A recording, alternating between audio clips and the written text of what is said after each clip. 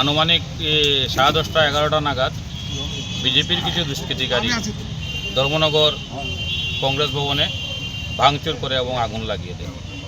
আমরা খবর পেয়ে ফায়ার সার্ভিসের সঙ্গে যোগাযোগ করি। ফায়ার সার্ভিসের তৎপরতায় আগুন নেভানো হয়।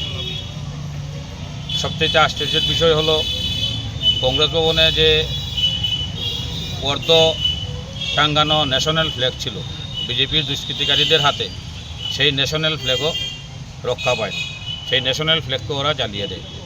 আমরা ধর্মনগরের গণতন্ত্রপ্রিয় মানুষকে আহ্বান করতে চাই, বিজেপি দল যেভাবে এই রাজ্য তথা ধর্মনগর শহরকে নৈরাজ্য পরিণত করেছে, শতবর্ষ পুরানো এই ধর্মনগর কংগ্রেস ভবনকে জ্বালিয়ে দিয়ে যে ধর্মনগরের ঐতিহ্য বিনষ্ট করছে, গণতন্ত্রকে পদদলিত করছে, তার বিরুদ্ধে ধর্মনগরের গণতন্ত্রপ্রিয় মানুষকে এগিয়ে আসার আহ্বান করছি।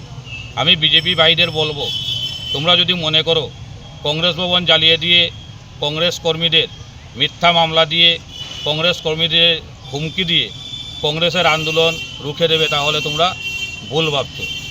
কংগ্রেস গণতন্ত্রে বিশ্বাসী, কংগ্রেস গান্ধীর আদর্শে বিশ্বাসী, কিন্তু নেতাজির আদর্শ কংগ্রেস ভুলে যায়নি।